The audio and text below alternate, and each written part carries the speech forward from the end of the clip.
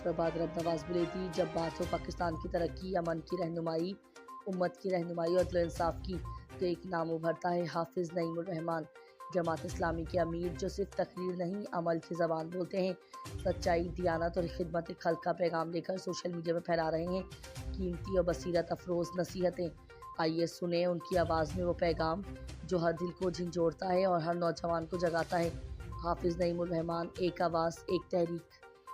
हम ये चाहते हैं कि नौजवान एक्टिव हों, फिजिकली भी एक्टिव हों और साथ साथ वो डिजिटल प्लेटफॉर्म पे भी एक्टिव हों, लेकिन बावकार तरीके से। हम में और दूसरों में एक फर्क होना चाहिए, फक्कड़पन नहीं होना चाहिए। ठीक है, मजाक करें, चुगल होते हैं, मीम्स बनती हैं, लेकिन उसमें भी अखलाक से गिरी हुई चीजें ना हो, बल्कि उसमें एक नया, आप पूरी दुनिया को एक चीज सिखाएं कि बावकार तरीके से भी मीम्स बनाई जा सकती है, अपना मुकदमा पेश किया जा सकता है और हम लीड कर सकते हैं इस पूरी सारी अखलाकी सिचुएशन को भी कि जो बहुत ज्यादा खराबी का शिकार है। फिर इसी तरह हम जिन जिन जगहों पर रहते हैं वहाँ के मसाइल हैं, मुश्किलात हैं, और नौजवान हैं खास तौर पर, बहुत कुछ करना चाहते हैं लेकिन अपॉर्चुनिटीज नहीं है उनके लिए, तो उनकी आवाज भी आप बनेंगे। तो ये एक जबरदस्त किस्म की कनेक्टिविटी होगी और जब आप मुसलसल ये काम करेंगे, बार बार करेंगे और पूरी जमात इस्लामी के नाम के साथ, उसकी शनाख्त के साथ, इसमें कोई जो है वो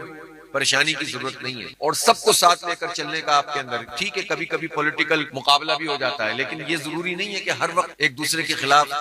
जो है वो आप करते रहें, इससे गैर जरूरी तौर पर तकसीम भी पैदा हो जाती है। जो भी लीड करने वाले लोग होते हैं इस प्लेटफॉर्म को, आप अपने संजीदा मुताले की तरफ तवज्जो दें। अगर ईरान और इसराइल की इस वक्त जंग हो रही है तो एक तो वो है ना जो आपको मुख्तलिफ जगहों से चीजें मिल जाती हैं, कुछ संजीदा डिबेट्स होती हैं उनको सुने, कुछ किताबें हैं उनको निकाल के पढ़ें, तो आपको बिल्कुल डेप्थ में आपको पता चल जाएगा ये इसराइल क्या। हम एक बदले हुए लोग हैं ना, उनकी तरह सामने आना चाहते हैं। बाकी चीजें तो सब फक्कड़पन में चली रही हैं, पता हो नहीं पता हो, चीज आई आगे बढ़ा दी, वो तो चल ही रहा है। लेकिन आप अगर ठीक तरीके से जिन चीजों को आगे बढ़ाएंगे उसमें आपकी अपनी डेप्थ होगी, तो फिर आप सोचें कि आप बहुत बड़े पैमाने पर लोगों की एजुकेशन कर रहे होंगे, शऊर पैदा कर रहे होंगे। तो ये इस पर चाहता हूं कि आप लोग तवज्जो दें। खाली